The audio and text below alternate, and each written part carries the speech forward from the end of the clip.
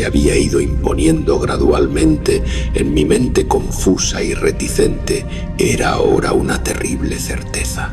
Estaba perdido, completa e irremediablemente perdido en los vastos y laberínticos recovecos de la caverna del mamut. Por mucho que me diera la vuelta mi vista forzada, no encontraba en ninguna dirección un objeto capaz de servirme de guía para encaminarme hacia el exterior, que nunca más volvería a contemplar la bendita luz del día, ni a escudriñar las agradables colinas y valles del hermoso mundo exterior. Mi razón ya no podía albergar la más mínima incredulidad. La esperanza se había desvanecido. Sin embargo, adoctrinado como estaba por una vida de estudios filosóficos, mi actitud desapasionada me proporcionaba no poca satisfacción, pues aunque había leído con frecuencia sobre los frenesíes salvajes en los que se sumían las víctimas de situaciones similares, no experimenté ninguno de ellos, sino que permanecí en silencio en cuanto comprendí claramente la pérdida de mi orientación. Ni siquiera la idea de haberme extraviado en una búsqueda ordinaria me hizo perder la compostura, ni por un instante. Si debía morir, reflexioné, esta terrible pero majestuosa caverna sería un sepulcro tan bienvenido como el que cualquier cementerio podría ofrecer. Una idea que transmitía más tranquilidad que desesperación. Morir de hambre sería mi destino final. De eso estaba seguro. Sabía que algunos habían enloquecido en circunstancias como estas, pero presentía que ese no sería mi fin. Mi desastre no fue culpa mía, ya que, sin que el guía lo supiera, me había separado del grupo habitual de turistas y, tras vagar durante más de una hora por los senderos prohibidos de la cueva, me había visto incapaz de desandar los sinuosos caminos que había recorrido desde que abandoné a mis compañeros. Mi antorcha ya empezaba a extinguirse. Pronto me vería envuelto por la negrura total y casi palpable de las entrañas de la tierra. De pie bajo la luz menguante e inestable, me preguntaba distraídamente sobre las circunstancias exactas de mi inminente fin. Recordé los relatos que había oído sobre la colonia de tísicos, quienes, tras residir en esta gigantesca gruta para buscar salud en el aire aparentemente salubre del mundo subterráneo, con su temperatura constante y uniforme, aire puro y tranquilidad apacible, habían encontrado, en cambio, la muerte en forma extraña y espantosa. Había visto los tristes restos de sus mal construidas cabañas al pasar junto a ellas con el grupo, y me había preguntado qué influencia sobrenatural ejercería una larga estancia en esta inmensa y silenciosa caverna en alguien tan sano y vigoroso como yo. Ahora, me dije con tristeza, había llegado mi oportunidad de resolver este punto, siempre que la falta de alimento no me obligara a abandonar esta vida demasiado pronto.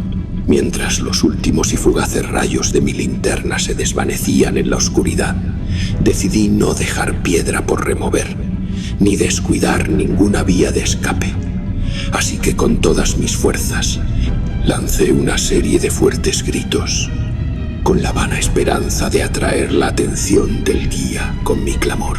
Sin embargo, mientras gritaba, creí en mi corazón que mis gritos eran en vano y que mi voz, amplificada y reflejada por las innumerables murallas del negro laberinto que me rodeaba, no llegaba a oídos salvo a los míos. De repente, sin embargo, mi atención se fijó con sobresalto al creer oír el sonido de suaves pasos que se acercaban sobre el suelo rocoso de la caverna. Estaría a punto de alcanzar mi liberación tan pronto. Habían sido en vano entonces todos mis terribles temores. ¿Acaso el guía, tras notar mi injustificada ausencia del grupo, me seguía y me buscaba en este laberinto de piedra caliza? Mientras estas alegres preguntas surgían en mi mente, estaba a punto de renovar mis gritos para que mi descubrimiento llegara antes, cuando en un instante mi deleite se trocó en horror al escuchar, pues mi oído, siempre agudo, ahora agudizado aún más por el completo silencio de la cueva, transmitió a mi entumecido entendimiento el inesperado y terrible conocimiento de que aquellas pisadas no se parecían a las de ningún mortal. En la quietud sobrenatural de esta región subterránea, las pisadas del guía con botas habrían sonado como una serie de golpes agudos e incisivos. Estos impactos eran suaves y sigilosos, como las patas acolchadas de un felino. Además, a veces, al escuchar con atención, parecía rastrear las pisadas de 4 pies en lugar de 2. Ahora estaba convencido de que con mis gritos había despertado y atraído a alguna fiera, tal vez un puma que se había extraviado accidentalmente en la cueva. Quizás, pensé, el Todopoderoso había elegido para mí una muerte más rápida y misericordiosa que la del hambre. Sin embargo, el instinto de supervivencia, nunca del todo latente, se agitaba en mi pecho. Y aunque escapar del peligro inminente podría ahorrarme un final más severo y prolongado, decidí, no obstante, sacrificar mi vida al precio más alto posible. Por extraño que parezca, mi mente no concibió otra intención por parte del visitante que la hostilidad.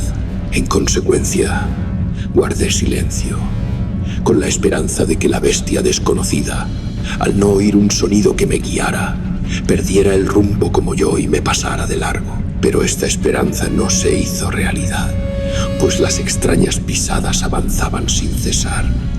El animal evidentemente había captado mi olor, que en una atmósfera tan absolutamente libre de distracciones como la de la cueva, sin duda, podría seguirse a distancia. Viendo, pues, que debía estar armado para defenderme de un ataque misterioso e invisible en la oscuridad, agrupé a mi alrededor los fragmentos de roca más grandes que estaban esparcidos por todo el suelo de la caverna cercana, y tomando uno en cada mano para usarlo inmediatamente, esperé con resignación el inevitable resultado. Mientras tanto, el espantoso golpeteo de las patas se acercaba. Ciertamente, el comportamiento de la criatura era sumamente extraño. La mayor parte del tiempo, el paso parecía el de un cuadrúpedo, caminando con una singular falta de sincronía entre las patas traseras y delanteras. Sin embargo, a intervalos breves e infrecuentes, me parecía que solo 2 pies participaban en el proceso de locomoción. Me pregunté qué especie de animal me enfrentaría. Debía ser, pensé, alguna desafortunada bestia que había pagado su curiosidad de investigar una de las entradas de la temible gruta, con un confinamiento de por vida en sus interminables recovecos. Sin duda, se alimentaba de los peces ciegos, murciélagos y ratas de la cueva, así como de algunos de los peces comunes que llegan con cada crecida del río Verde, que se comunica de alguna forma oculta con las aguas de la cueva.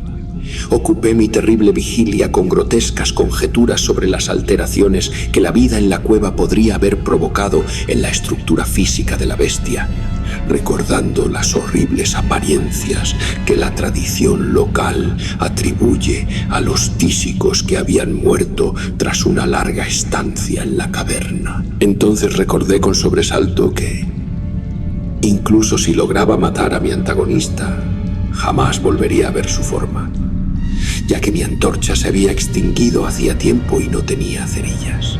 La tensión en mi cerebro se volvió aterradora.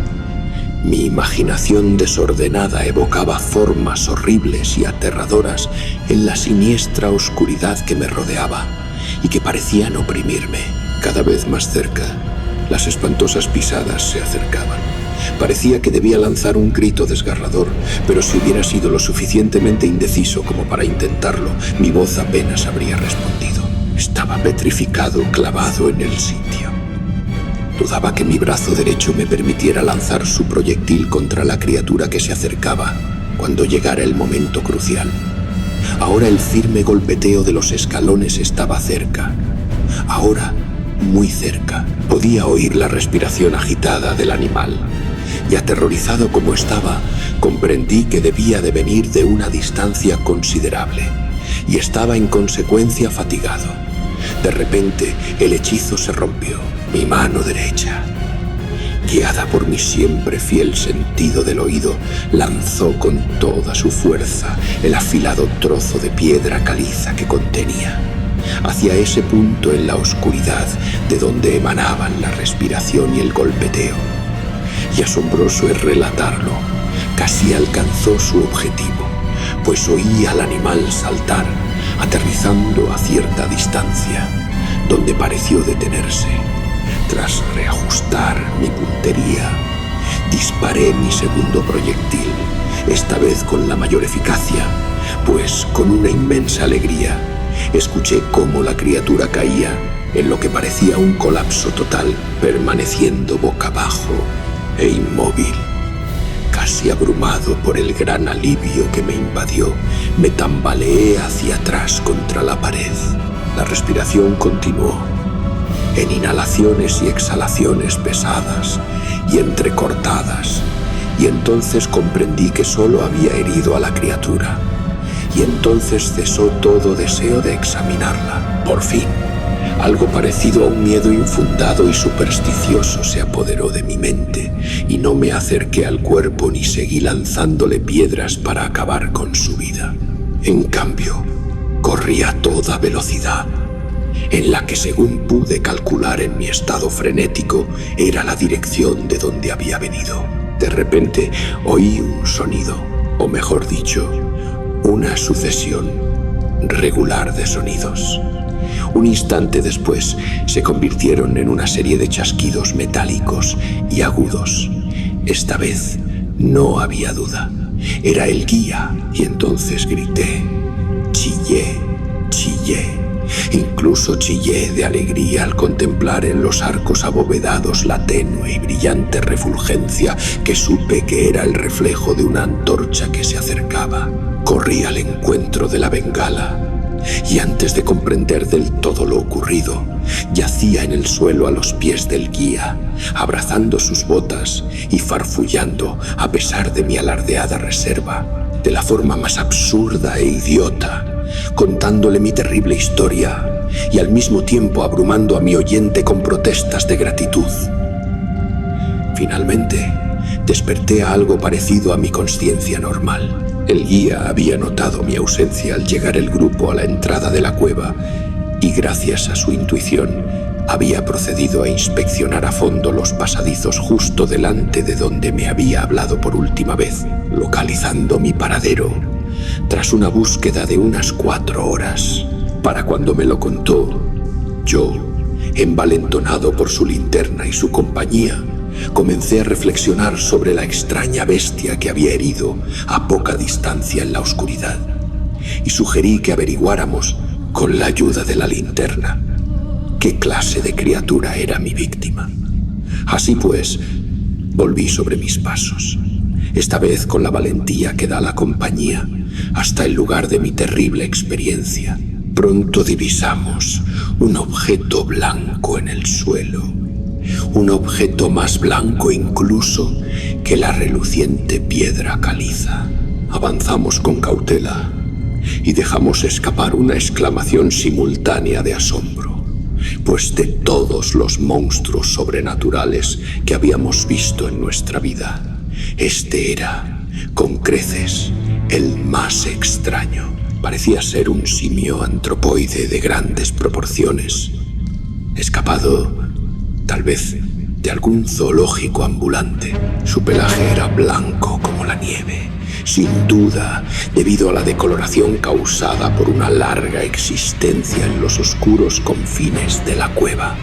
Pero también era sorprendentemente fino, prácticamente ausente, salvo en la cabeza, donde era tan largo y abundante que caía sobre los hombros con considerable profusión. El rostro estaba vuelto en dirección contraria a nosotros, ya que la criatura yacía casi directamente sobre él. La inclinación de las extremidades era muy singular, lo que explicaba, sin embargo, la alternancia en su uso que ya había observado, pues la bestia a veces usaba las 4 y en otras ocasiones solo 2 para avanzar. De las puntas de los dedos de las manos o de los pies se extendían largas garras como uñas. Las manos y los pies no eran prensiles, hecho que atribuía su larga estancia en la cueva, que, como ya mencioné, parecía evidente por la blancura omnipresente y casi sobrenatural, tan característica de toda su anatomía. No parecía tener cola. La respiración se había vuelto muy débil y el guía había sacado su pistola con la evidente intención de matar a la criatura, cuando un sonido repentino, el sonido emitido por este último, hizo que el arma cayera sin usar. El sonido era difícil de describir. No se parecía a la nota normal de ninguna especie conocida de simio, y me pregunté si esta cualidad antinatural no sería el resultado de un silencio prolongado y absoluto, roto por las sensaciones producidas por la llegada de la luz. Algo que la bestia no podía haber visto desde su primera entrada en la cueva. El sonido, que podría intentar clasificar débilmente como una especie de parloteo profundo, continuó débilmente. De repente, un fugaz espasmo de energía pareció atravesar el cuerpo de la bestia. Las patas experimentaron un movimiento convulsivo y las extremidades se contrajeron. Con una sacudida, el cuerpo blanco rodó de modo que su rostro se volvió hacia nosotros. Por un momento me sentí tan horrorizado al ver los ojos así revelados que no noté nada más. Eran negros. Esos ojos, profundos de un negro azabache, en horrible contraste con el pelo y la carne blancos como la nieve. Al igual que los de otros cavernícolas, sus órbitas estaban profundamente hundidas y carecían por completo de iris. Al observar más de cerca, vi que se asentaban en un rostro menos prognático que el del simio promedio, e infinitamente más peludo. La nariz era muy visible. Al contemplar la misteriosa visión, los gruesos labios se abrieron y emitieron varios sonidos, tras lo cual la criatura se relajó en la muerte. El guía se aferró a la manga de mi abrigo y tembló tan violentamente que la luz se estremeció intermitentemente, proyectando sombras extrañas y móviles en las paredes que nos rodeaban. No hice ningún movimiento, sino que permanecí inmóvil, con la mirada horrorizada fija en el suelo. Entonces el miedo desapareció, y el asombro, el respeto, la compasión y la reverencia lo reemplazaron, pues los sonidos emitidos por la figura afligida, que yacía tendida sobre la piedra caliza, nos habían revelado la terrible verdad. La criatura que había matado, la extraña bestia de la cueva insondable, era, o había sido alguna vez, un hombre.